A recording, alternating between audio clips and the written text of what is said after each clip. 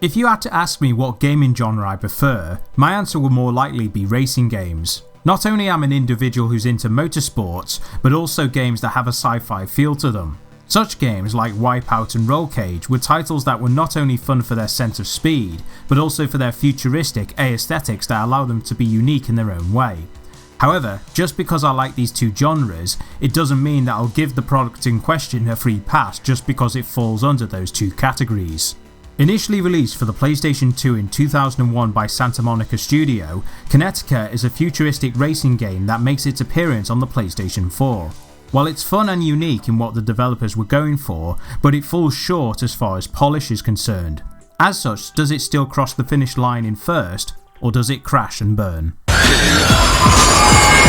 As with many racing games, the main objective is to finish ahead of the competition, but unlike other races where you take control of conventional vehicles of some sort, the characters wear exosuits with the wheels attached to their hands and feet. In essence, instead of either being on or in a vehicle, your chosen avatar is the vehicle. Additionally, this allows you to perform a variety of tricks both in the air and on the ground, and every successful trick you execute fills up your boost meter. As such, this gives you a significant boost in speed when activated, but in order to stay ahead of the competition, micromanaging your boost will be crucial if you want to finish ahead of the pack. Also, keep in mind when performing these stunts as you're unable to steer, and therefore knowing when to do it is another key factor. At first, controlling your character can be off-putting as there's no tutorial mode to get used to the game's mechanics, but thankfully the digital manual, as far as the PS4 version is concerned, tells you the button inputs in order to get used to the game. Not to mention there is a practice mode so you can test out a character's stats as well as learn the tracks in the process. Not only some of them are more difficult than others, but some of them have shortcuts ready to be exploited, and therefore learning these alternative routes can determine where you finish. There are only 4 tracks available when starting out. However, by going through the season mode, which consists of 3 seasons, you'll be able to unlock new tracks and new characters. And speaking of characters, each racer has their strengths and weaknesses. The females generally have greater agility, while the males are larger and more difficult to be pushed about. You can tell the difference when racing, but ultimately which one you go for will depend on the track and your personal preference. Once you know how to perform tricks, in addition of micromanaging your boost, the gameplay can be a lot of fun, and at times it does convey a sense of speed. However, as enjoyable the racing is, Kinetica sadly falls short in some areas. First of all, the game lacks any substantial game modes to keep players occupied. Considering Kinetica gives you the ability to perform tricks, an additional game mode would have given Kinetica more content than just racing other competitors, but sadly, as it stands, the free game modes makes the experience repetitive, as you'll be doing the same thing over and over again. There is a multiplayer component, but since I'm a solo player, I can't comment on this aspect of the game. The season mode is also very short. Even though there are 3 seasons, which contain 4 races each, there isn't any incentive of going back for more.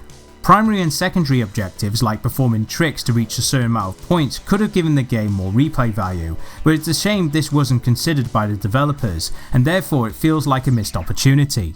Aside from performing tricks to build up your boost gauge, there are yellow crystals on the tracks in order to collect, which will give you power-ups to be used against the competition. Unfortunately, not only there isn't much variety, but most of them cater towards keeping your speed up than those designed to inhibit other races. However, my main problem with Kinetica is how you unlock the additional characters. In order to access them, you need to finish first on every bonus track you have unlocked in season mode. The problem is, the tracks don't give you enough opportunities to execute tricks in order to build up your boost. Not to mention, the boost you require is so little it gets to the point where you're depleting more than what you're getting back. An example of this is on circuits like Lost City 2, where there are no shortcuts to exploit, and the track for the most part doesn't give you a chance to affect the outcome of a race. Add to the fact the steering feels slippery when going through sharp corners, and the AI being incredibly cheap, achieving first place is mainly based on luck than skill. Surprisingly for an early PS2 game, the visuals still hold up. The game engine it runs on is called Kinetica, which is where it gets its name from, and it would go on to be used in other future titles like the God of War series. The character models are detailed, their animations make themselves distinct, and the game offers a variety of locations to race around in. The frame rate for the most part I didn't have an issue with, but there were a few times where it did slightly stutter, especially when there are multiple racers on screen. Finally, the soundtrack complements the futuristic aesthetic of the game, even though there wasn't many tracks that stood out. Ultimately, Kinetica is one of those games that has a unique concept but lacks refinement in some areas. The idea of characters wearing exosuits, having the wheels on each limb, and the ability to perform tricks for boosts sounds a cool concept. However, due to its lack of game modes, several technical issues, and a few missed opportunities hold this racer back from what it could have been. I'm not saying Kinetica is a bad game, as there is some fun to be had here, but in the end it's one of those titles you play in the short term and not for the long term. The foundation was established, but the developers didn't take enough care, and it's a shame.